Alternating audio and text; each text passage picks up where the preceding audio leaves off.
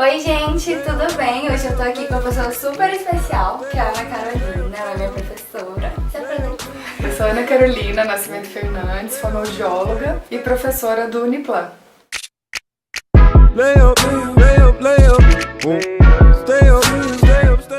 Então, gente, hoje a gente vai falar um pouquinho sobre a carreira da Carol, como ela começou na fono, como essa carreira dela foi se desenvolvendo. Conta pra gente como que você foi parar na fonoaudiologia. Primeiro eu queria saber por que você teve o interesse de me entrevistar.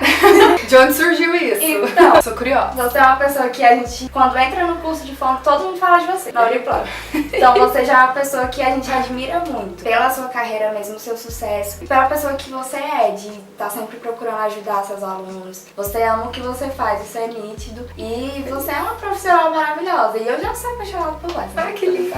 Então, fico feliz. Então eu vou começar porque da fonoaudiologia, né? Eu era professora de inglês, com 14 anos eu comecei a dar aula. Eu era secretária numa escola de inglês e aí uma professora ficou doente, como eu falava inglês eu entrei para substituí-la. E daí minha vida profissional começou, né? Aos 14 anos de idade dando aula. Dando aula de inglês, eu comecei a perceber que as crianças tinham algumas dificuldades para pronunciar fonemas, para aprenderem uma língua. Com 19 para 20 anos eu conheci uma fonoaudióloga e essa fonoaudióloga fazia várias atividades que eu achava encantadoras, que eu usava na minha sala de aula. Então eu decidi, com 21 anos de idade, fazer vestibular para fonoaudiologia. Antes eu fazia para medicina. E aí, como não passei para medicina, parei de estudar, larguei os meus estudos. E aí, com 21 anos, eu fiz vestibular para fono lá em Salvador. Na época, eu morava em Salvador. E daí, eu entrei, então, na faculdade de fonoaudiologia pensando em linguagem. Então, eu só pensava, nossa, eu vou ajudar um monte de criança a aprender a falar e tal. Na faculdade, em Salvador, eu tive uma professora chamada Valéria Leal. E foi a professora Valéria Leal que me fez apaixonar pelo mundo da voz.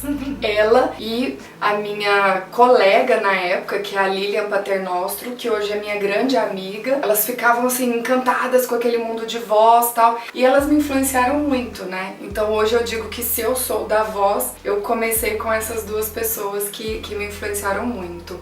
Pensando em Salvador, a gente pensa logo em cantor, trio elétrico. E eu era muito festeira. Então eu pensava, gente, já pensou se eu unir o útil ao agradável, né? A festa com a profissão. Então, pra mim, assim, fez muito sentido na época. Acabou que eu usei muita coisa da fonoaudiologia para as minhas aulas de inglês, que eu dei aula de inglês até os meus, sei lá, acho que 32 anos de idade, né? Hoje eu tenho 40, então parei de dar aula nessa época com 32. E aí a linguagem ficou para trás, né? Apesar de eu ter uma grande paixão, eu amo fazer campanhas nas escolas, eu vivo falando que é super importante, né, os fonoaudiólogos entrarem na escola, porque eu acho que a gente faz muita diferença, né? Principalmente quando a gente fala em sala de aula. Respiração orofacial. Esse mundo da educação, ele me encanta. Mas o mundo da voz é que faz sabe assim, aquelas borboletas na barriga, o coração tremer. Então foi por isso que eu escolhi a fonoaudiologia e a área da voz. Como foi, assim que você se formou? Como foi sua vida? Porque a gente, assim, tá no meio do curso e a gente fica imaginando, eita, tá quase chegando no final, o que eu vou fazer, como é que vai ser? Porque a gente sai generalista, né? Então a gente tem que buscar ali a especialização, mas acaba que no início quase todo mundo acaba atendendo tudo. Como foi pra você? Eu fiz faculdade em Salvador, né? Então os meus primeiros anos foram em Salvador. No último ano, eu me mudei para Goiânia e transferi a faculdade para lá. Em Goiânia, eu tive a oportunidade de conhecer a Cristiane Taniguchi, que foi a minha orientadora. E o nosso trabalho foi sobre alinhamento biomecânico, né? Então foi uma coisa que eu me apaixonei na época e trago pra minha vida até hoje. Eu acredito muito assim na questão postural relacionada com o sistema estomatognático. A gente vai colocar o que significa aqui, porque fono adora um nome difícil, né? E aí, a Cristiane, na época, ela tinha uma clínica em Goiânia e logo que eu me formei, ela me convidou pra trabalhar com ela. Não foi fácil no início, porque como eu já dava aula de inglês antes, eu tinha um salário bem legal. Como fono, eu lembro até hoje, o meu primeiro salário, eu trabalhava nessa clínica, eu acho que foi assim, sei lá, R$600. E aí a gente desespera, né? E eu vejo que hoje os alunos que formam, eles falam assim, ai meu Deus, formei. Até o motivo do meu canal, né, que eu formei e casei agora, porque todo mundo pensa, eu vou formar e vou ganhar rios de dinheiro. Só que a gente não planeja, né? Quando você é mais jovem, você não tem aquela cabeça assim do seu planejamento de carreira e tudo. E eu acho que isso precisa mudar. A gente precisa colocar dentro da faculdade algo que ajude vocês a se prepararem, né? Como vocês pensam estar depois da faculdade e planejar a partir de agora, porque a faculdade é uma vitrine, né? Vocês já começam a carreira de vocês na própria faculdade. Então eu vejo que a minha vida, ela não, no início, ela não era fácil porque eu trabalhava muito e o salário não me satisfazia, então eu ficava muito angustiada com aquilo e eu tinha uma tendência a ser uma pessoa muito imediatista, eu já queria resultados logo. E eu lembro que a Cristiane falava muito pra mim, ela, Carol, calma, você já tem uma carreira na tua vida, mas como fonoaudióloga você acabou de se formar. E então eu decidi que eu precisava me dedicar, né, aos estudos, fiz especialização, depois eu fiz o meu mestrado, e aí sim, depois do mestrado, é que realmente eu me vi como uma fonoaudióloga e comecei a investir mais na minha carreira. Então eu acredito que quando nós somos recém-formados, a gente tem sim que pensar na nossa especialidade, na nossa especialização e estudar muito e com foco. Então o mundo da voz para mim, ele sempre foi o meu foco. Eu atendo voz e sempre atendi voz, né? Desde sempre. Acho que depois de uns 5 anos de carreira que eu consegui me estabilizar como fonoaudióloga e realmente viver da fonoaudiologia. Hoje eu tenho 12 anos de formada e graças a Deus vivo da fonoaudiologia. Então eu sou muito grata por essa profissão.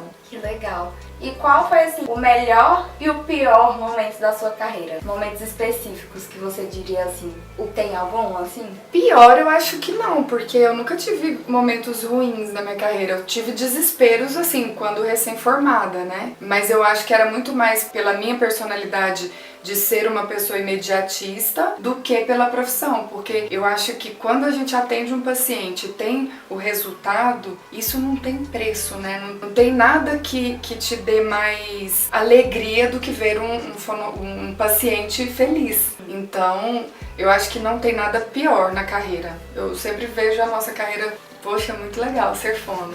E melhor, nossa, tem muita coisa boa. Eu acho que quando eu entrei na faculdade, eu dava aula de metodologia lá em Goiânia, nos cursos de Direito, Pedagogia, Contabilidade. Eu dava aula para outros cursos e nunca para fonoaudiologia. Então acho que uma grande felicidade minha foi quando eu vim morar em Brasília e comecei a trabalhar no Uniplan como professora de voz, que era uma coisa que eu sempre quis. E eu acho que outro grande ponto, assim, foi quando eu atendi o meu primeiro cantor. Eu acho que foi uma coisa que foi bem legal e que me conduziu a um outro patamar da minha carreira. Esses 2 momentos me marcaram muito. E, gente, aproveitando que a gente comentou aqui sobre o financeiro aqui do recém-formado, a gente vai responder uma pergunta que tá todo mundo perguntando pra Carol, né? Que é sobre como cobrar, porque às vezes o terapeuta não consegue cobrar da pessoa o valor que realmente custa a sessão, o tratamento, e realmente é uma coisa difícil, porque às vezes você sabe que a pessoa tá precisando, mas a gente também tem que saber cobrar o valor real, né, daquela terapia. Nossa, essa é uma boa pergunta, porque sempre foi o meu drama. Eu não sei se isso acontece com outras pessoas, mas comigo eu sempre fui muito da caridade. Tudo pra mim era caridade. Aí outro dia eu tava até contando na sala de aula que quando eu cobrava, né, então eu fazia uma sessão e tudo, quando você tem a secretária, beleza, ela vai e cobra pra você. Mas a gente tem que aprender a se vender, né, a gente tem que aprender a dar o valor que a gente merece, cobrar o nosso valor, porque são anos de estudo, né, anos de investimento e a gente vive da profissão. Acho que era o meu grande drama. E aí, toda vez que eu fazia aquele atendimento, quando era eu pra negociar, o paciente perguntava quanto custa. Eu ficava igual a Chiquinha do Chaves. Não é nada não, tudo bem. Era uma coisa, gente, eu morri de vergonha. E aí eu comecei a observar que eu não sabia o meu valor, né? E eu chegava em casa, comentava isso com a minha mãe, tudo, nossa, mãe, eu acho que eu nunca vou vingar na minha profissão, eu prefiro ser funcionária de uma escola, ter carteira assinada, porque é muito difícil cobrar. Então o meu drama, ele não era o atendimento, porque eu amava atender, meu drama era cobrar. E daí eu fui fazer um curso de coaching, o meu coach que me ensinou isso, ele se chama José Marques, né? Ele falou o seguinte, ele, olha, para aprender a cobrar, você vai fazer a seguinte estratégia. Você vai fazer a sua sessão igual você é acostumada a fazer e já vai com um valor na tua cabeça. Quanto custa na sua cabeça. Quando finalizar a sua sessão e o paciente perguntar quanto custa, você pergunta para ele quanto ele pode pagar e aguarda a resposta. Aí assim eu fiz, né? Eu fui depois do processo, eu fui pra uma sessão, fiz a sessão fenomenal. Eu falei, nossa, é hoje que eu vou fechar negócio. E daí, aí aconteceu exatamente o que ele falou. Eu conduzi a sessão, a pessoa falou, quanto custa a sua sessão? Aí eu respondi, quanto você pode me pagar? Aí a pessoa me falou um valor, né? Ela foi pra casa, pensou no valor. Quando ela voltou na sessão seguinte, ela me falou um valor mais alto do que o que eu tinha estipulado como mínimo pra mim. Então aquilo me deu um gás, porque cai no que a gente estava conversando aqui. A diferença entre valor e preço, né? Porque o valor do nosso trabalho, ele é uma coisa agregada, né? Você traz com você o seu propósito de vida. Então quando você vê alguém te valorizando pelo que você faz, é poderoso. Então foi assim que eu desbloqueei. E aí eu pensei, caramba, e eu fui justa, porque quando você pergunta pra alguém quanto essa pessoa pode te pagar, eu fui, na minha cabeça, generosa, porque ela me colocou dentro do orçamento dela. Então isso pra mim foi uma estratégia que serviu muito, que eu uso até hoje. E eu fico mais tranquila porque eu sei que hoje, né, existem serviços de atendimento à fonoaudiologia que são gratuitos, né? Na faculdade a gente oferece isso, nos hospitais. Então isso me deixa tranquila para cobrar o valor que eu mereço, né? Porque eu acredito nisso, a gente tem que saber que merece aquele valor. E eu acho uma coisa muito legal também, para acrescentar aqui, quando você ama a sua profissão, o dinheiro, ele é uma consequência, né? Com certeza. Você faz o seu trabalho tão bem feito que o dinheiro simplesmente vem e isso com o tempo vai aumentando, né? Muitas pessoas às vezes só querem focar no dinheiro e realmente não vão pra frente. Eu acho que quando, no início da minha carreira, que eu pensava, né, nossa, eu preciso ganhar bem, eu preciso me sustentar da minha profissão, eu tava com o meu olhar, o meu foco no lugar errado. Quando realmente eu entendi o que significava a fonoaudiologia pra mim e o que significava a minha carreira, tudo mudou, né? Porque realmente eu descobri qual era o meu grande propósito de vida e as coisas começaram a acontecer. Então, eu hoje, assim, eu realmente acredito que eu nasci para ser fonoaudióloga, eu nasci para ser comunicadora. O valor, o salário, tudo isso, ele acaba acontecendo, né? Às vezes as pessoas falam, isso é balela, é conversa, mas não é, porque quando a gente ama o que faz, a gente dorme e acorda pensando naquilo e você não tem horário, né? Eu, por exemplo, eu trabalho 24 horas por dia se deixar, né? Então, é meu vício, assim. Com certeza o que você falou é verdade, o dinheiro é consequência. Existe algum sonho seu dentro da Fono que você ainda quer realizar? Muitos sonhos. Um dos sonhos tem a ver com montar um instituto mesmo para atender mais pessoas que não tenham condição e nem recurso para pagar um tratamento, porque a gente sabe que é caro. Então isso tá nos meus planos, sim.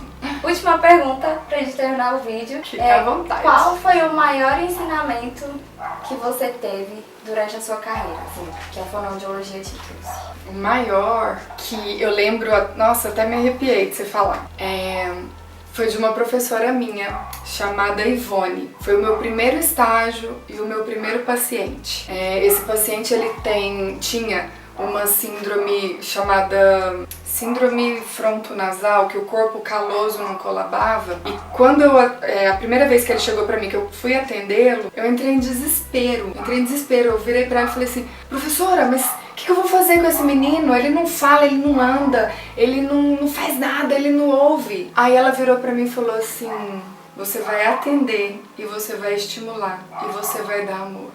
E eu comecei a chorar, chorar, chorar. E sei lá, uns 4 meses depois, 3 meses depois, quando aquela criança começou a reconhecer a minha voz, um dia eu tava bem gripada atendendo ele, e ele ficou muito nervoso porque ele não me reconheceu e jogou água na minha cara. Eu chorei muito, a mãe, a professora, e aquilo tudo fez sentido pra mim, porque o que o nosso paciente é capaz de fazer, a gente não sabe.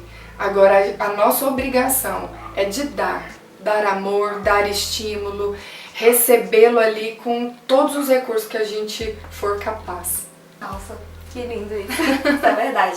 Bom, gente, foi isso. Eu espero que vocês tenham gostado. Não esqueçam de deixar o like de vocês aqui, se inscrever no canal e ir lá no canal da Carol, chama Formei, Casei Agora. Ela dá várias dicas sobre vida mesmo, né, Carol? Sim. Carol é coach também, maravilhosa. Então sigam o canal dela, sigam ela no Instagram, me sigam também. E é isso. Um beijo, fiquem com Deus e até o próximo vídeo. Beijão!